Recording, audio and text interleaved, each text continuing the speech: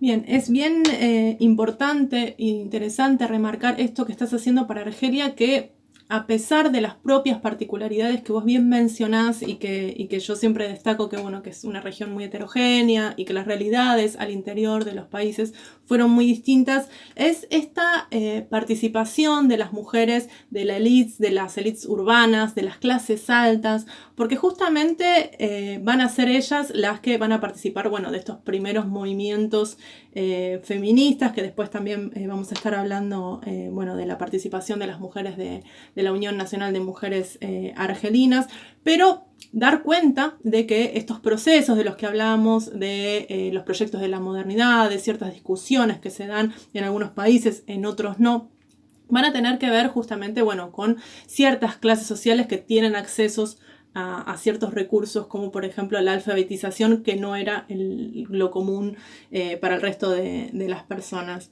Ahora bien, esta descripción justamente que vos haces sobre la realidad de las mujeres argelinas, en tanto, bueno, su condición mayoritariamente dentro de una condición, bueno, de analfabetismo, viviendo en el campo, ¿de qué manera operó como condición de posibilidad para esa participación que tuvieron tan destacada en la lucha por la liberación nacional? ¿Y hasta qué punto esta participación de las mujeres en la guerra tuvo un impacto posterior o se trasladó a una posterior reconfiguración de su rol en la sociedad o una reconfiguración de los roles de género de manera general? Mm. Eh, Mira, tuve la oportunidad de, bueno, además de lecturas donde se presentan muchos testimonios, también tuve la posibilidad de entrevistar a varias combatientes durante la Guerra de Independencia, y esta pregunta en mí es de las primeras, es ¿cómo llegaste ahí? ¿Cómo llegaste ahí? ¿Cómo llegaste ahí? Y lo que sorprende y en verdad un poco decepciona, ¿no? Porque uno quiere como eh, la pócima secreta de todo este asunto, como si existiera en verdad. Eh, lo que decía, entre comillas, lo que decepciona es que todas contestan, fue natural. O sea, en mi familia siempre se habló de nacionalismo. O sea, entonces al momento de estallar la guerra, se dio naturalmente participar y querer participar. Después por ahí lo que puede ir cambiando fue la reacción de la familia sobre, ¿no? Si promovió esa participación o no. Eh, la mayoría son, de todos los casos que recabé, tanto testimonios propios que fui realizando o aquellos que leí, la gran mayoría en verdad no tuvo grandes resistencias de su familia para la participación de la guerra. Y esto también creo que está relacionado porque la guerra de Argelia fue una guerra total. O sea, toda la sociedad estuvo involucrada. Más allá de estar de acuerdo o no, o sea, en un momento la guerra abarcó a todo el territorio de toda la sociedad. Era muy difícil escapar de esa situación y al no poder escapar de esa situación, o sea, directa o indirectamente uno terminaba participando, ya sea escondiendo a alguien, ya sea porque se equivocaban, entonces te perseguían, entonces te tenías que escapar y terminabas en un maquis. O sea, eso me parece, o sea, el hecho de guerra total me parece que explica mucho la participación masiva de mujeres. El hecho también de la particularidad de la historia colonial de Argelia también me parece que explica. ¿Y por qué? Porque Argelia, diferencia de otros territorios, fue colonizada durante 130 años. O sea, fue una colonización en comparación muy larga, duplicó en historia a los otros países. Por otro lado, Argelia fue considerada parte de Francia. ¿Esto qué quiere decir? Que el sentido de pérdida de soberanía fue mucho mayor, porque no había ningún tipo de autonomía donde las élites y la población se pudiera expresar. Entonces el movimiento nacionalista siempre fue muy fuerte y además esa conquista se dio con resistencias a la ocupación, te diría, casi en continuum, ¿sí? Nunca podemos decir, bueno, acá se conquistó y todos dijeron ok. Siempre hubo movimientos importantes, no siempre armados. Eh, entonces, digamos, esto de mamar discursos nacionalistas desde muy chicas, todas tienden a decir, bueno, y cuando estalló la guerra, teníamos que participar. Después, los argumentos, digamos, ideológicos o prácticos van variando mucho de si fueron mujeres de la capital con mayor facilidad, o de Orán con mayor facilidad y de Leeds a la educación, o si fueron mujeres del ámbito rural, o sea, porque ahí los modos de participación cambiaron y cambiaron también las causas. Por ejemplo, las mujeres más visibles de la guerra de independencia de Argelia, y que van a ser en general las futuras intelectuales y dirigentes de la Argelia independiente, fueron mujeres que del ámbito urbano, que militaron, que fueron las famosas ponedoras de bombas, etc.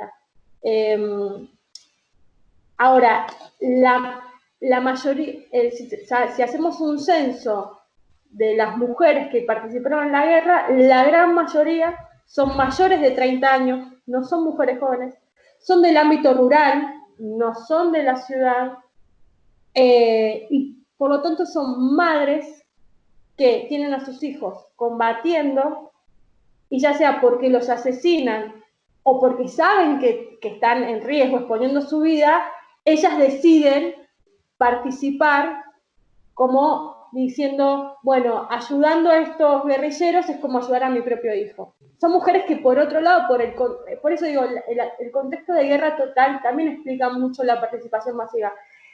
El hecho de que sus hijos y maridos no estén ya con ella, también les da una mayor autonomía de movimiento. Entonces ellas pueden, digamos, hacer en el día como que no pasa nada, pero mientras están cocinando para 50 personas y 2 de la mañana irse hasta el maquis para alimentar a los guerrilleros. O sea, entonces, cuando pensamos cuando decimos las mujeres en Argelia participaron masivamente de la guerra, no pensemos en jóvenes de clase media urbana que participaron, pero no fueron la mayoría fueron señoras del ámbito rural que participaron como enfermeras, guías, bueno, que hacían todo tipo de ayuda organizativa a las células guerrilleras. Claro, sí. Y volviendo entonces al contexto, bueno, este contexto de después de la guerra, la conquista de la independencia con esta participación destacada de las mujeres, ¿qué escenario se da para las mujeres? ¿Qué posibilidades se da para las mujeres en esta nueva construcción de esta nueva sociedad que además, como dijiste, se plantea como un proyecto de una sociedad socialista con unos ideales que estaban delimitados justamente, bueno, por este proyecto, esta impronta del Frente de Liberación Nacional que había incluido la participación de las mujeres, que se planteaba como igualitario y justamente, bueno, qué lugar para las mujeres en este nuevo espacio público, en esta nueva construcción política que se va a generar tras la independencia. Porque me quiero agarrar un poco también de los relatos de las mujeres en el video, en la película que estuvimos viendo, que, como bien mencionaste, también tienen un poco de decepción o quizás alguna de sospecha de cómo se van a dar la distribución de derechos tras la independencia.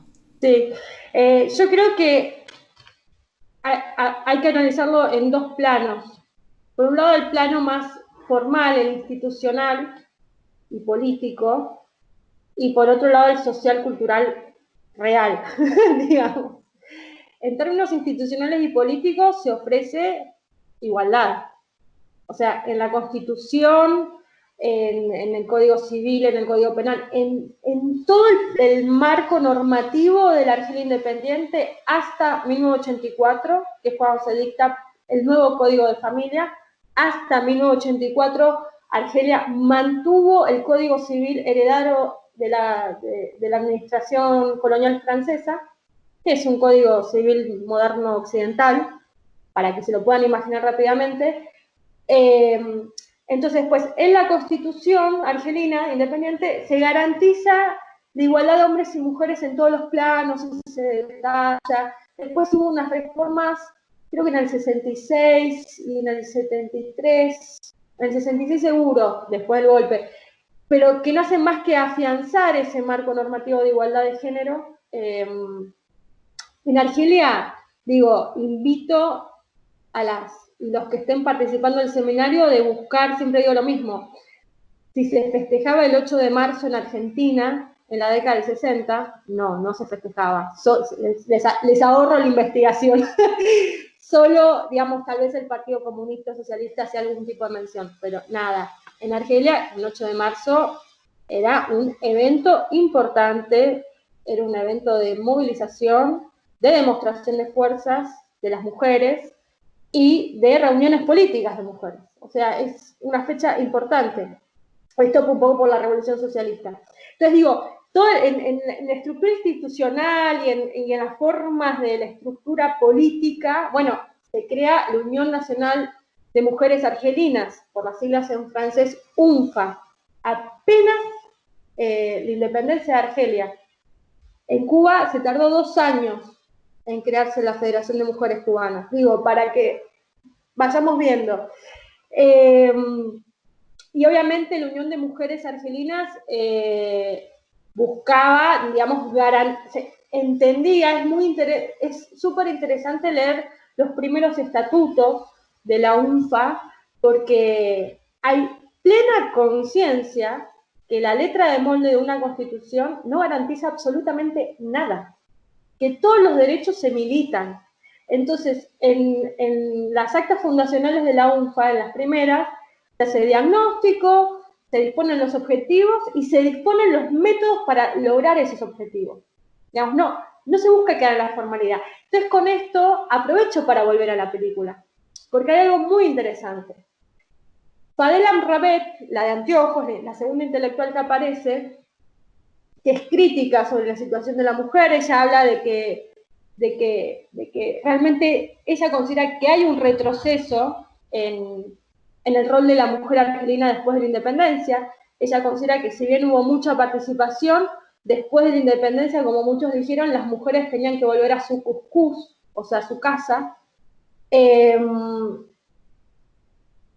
Y Fadela incluso advierte ya de los proyectos de código de familia en que empiezan a aparecer. Ella habla de, no solo yo veo que no veo mujeres en la calle, no veo mujeres participando mayoritariamente en ámbitos como el Congreso, la Asamblea Nacional Argelina, o no veo muchas mujeres siendo ministras de gobierno, etcétera, etcétera, etcétera. Pero dice, y además advierto que los proyectos de reforma del Código de Familia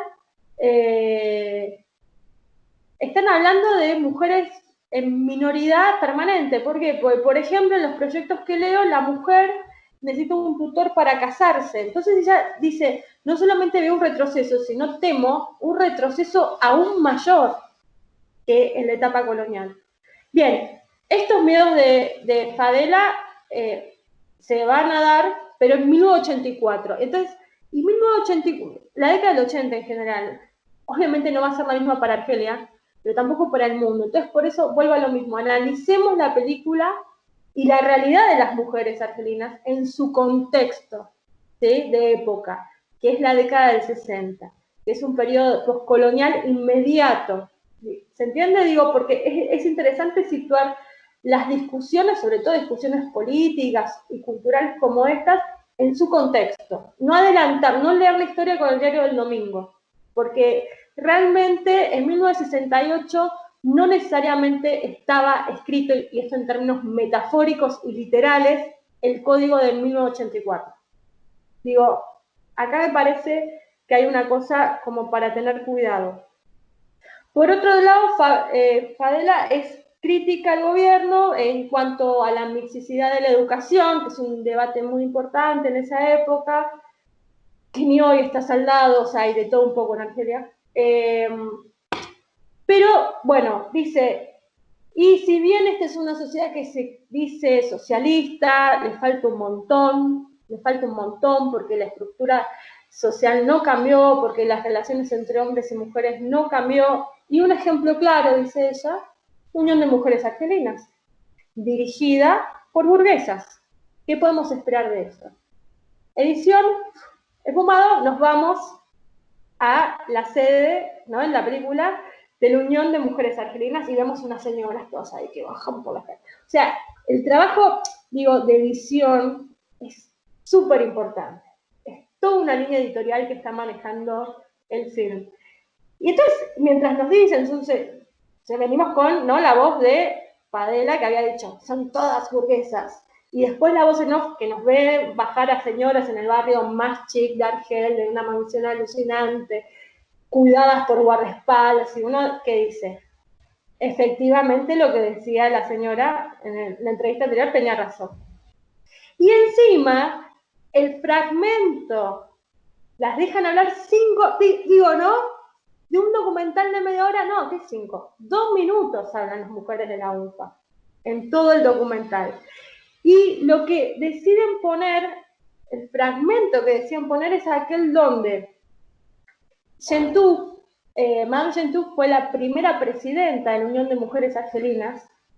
Dice, y bueno, hay una desocupación de aproximadamente 1 millón de personas en Argelia. Es mucho, y con los planes de desarrollo económico que está pensando el gobierno, los hombres son los jefes de familia y hay que darle prioridad a ellos. Entonces, si nos quedamos con la edición que se hace de la película de la cuestión de la UNFA, nos parece que se confirman todas las acusaciones que mencionaba la segunda entrevistada. Sin embargo, la mujer que habla como integrante de la UNFA y su presidenta es la mujer que va a renunciar 1 año después, justamente denunciando que no quiere ser cómplice del dictado de un código de familia que ponga a la mujer en una situación de minoridad. O sea, Gentú, la presidenta de la UNFA que habla en la película, en 1969, cuando renuncia, está denunciando la implementación de un código de familia totalmente adverso a una situación de mayor autonomía para la mujer y de mayor igualdad en relación con el hombre. Conclusión, ¿qué quiero decir con esto?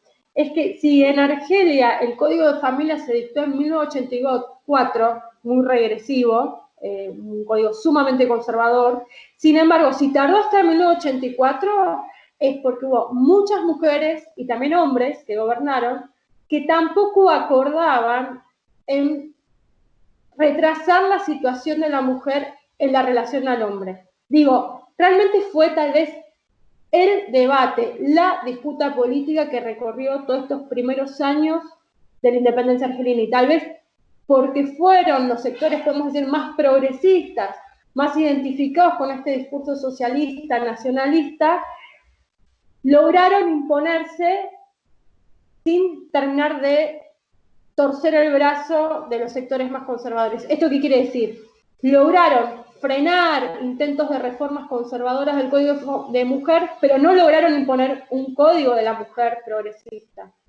Digo, me parece que justamente evitemos las lecturas, sobre todo con documentales como este, que son súper interesantes, pero hay que evitar las lecturas binarias, sino hay que lograr poder leer entre líneas. Me parece, a mí es un documental que me encanta porque es súper rico, pero no porque si lo leemos linealmente no nos va a decir mucho, sino que va a rectificar los preconceptos que la producción francesa llevó en 1968 a Argelia. Y para cerrar un poco, en cuanto a lo que nos puede decir el documental de la situación de la mujer, me parece que en los 3 testimonios podemos ver reflejado con una lectura entre líneas más o menos cuál era la situación de la mujer. ¿Esto qué quiere decir? Vemos mujeres, las que hablan son mujeres inteligentes, hasta diría brillantes, mujeres autónomas, todas trabajan, incluso la clienta de la tienda de ropa tiene un salón de peluquería, pero sin embargo mujeres que todavía se sienten sometidas o limitadas en una sociedad que todavía no les garantiza la igualdad de pleno derecho.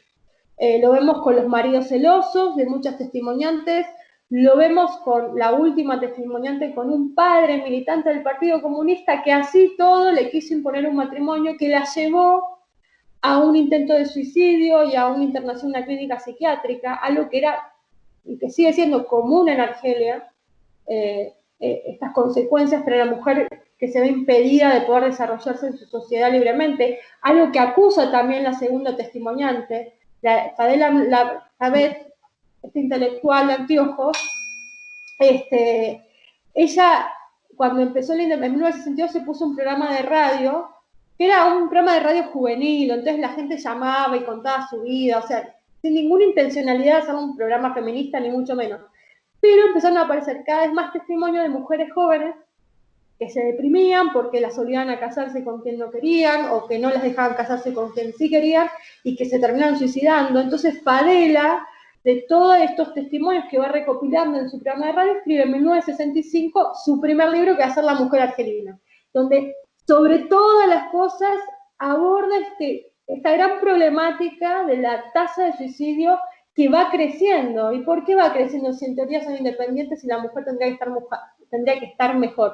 Y bueno, un poco la conclusión es, porque después de luchar para obtener la independencia, después de presentarle horizontes prometedores, esa realidad no se presenta. Y esa decepción es mucho peor. Entonces son casos que los vemos reflejados en el testimonio de Fadela, pero en el propio testimonio de Sora Selami. Donde, bueno, es un testimonio muy lindo, muy rico, ella que habla de un matrimonio ideal, de tener hijos para convertirlos en revolucionarios. Pero bueno, ahí también es un testimonio muy particular, de un personaje muy particular también, que bueno, que merecería, digamos, otro momento de análisis. Bueno, no sé, sin más. Una cosita más, que mira, perdón, no lo hablamos antes, pero me acabo de acordar. Para mí, que es un artículo de 3 hojitas que usamos para el seminario, es un testimonio de una militante que participa en la movilización del 8 de marzo de 1965 en Argel. Y me parece que ese testimonio acompaña súper bien la película, porque es esto, es cuál es el rol de la mujer en Argelia. Y bueno, es complejo, es una mujer que en la década del 60 tiene la vía libre, al menos en la palabra y en el discurso oficial, para avanzar, pero sobre un terreno real que está lleno de obstáculos. Entonces, bueno, en ese terreno es donde se tiene que desplegar, y es un terreno con millones de contradicciones, y sobre todo, y con esto ahora sí cierro, con algo que hay que tener también muy en cuenta. Todas las mujeres que participaron de la guerra de independencia participaron como militantes nacionalistas y revolucionarias para liberar a su país. No participaron en tanto feministas. La conciencia feminista es algo que se va a desarrollar a posteriori en Argelia. ¿Sí?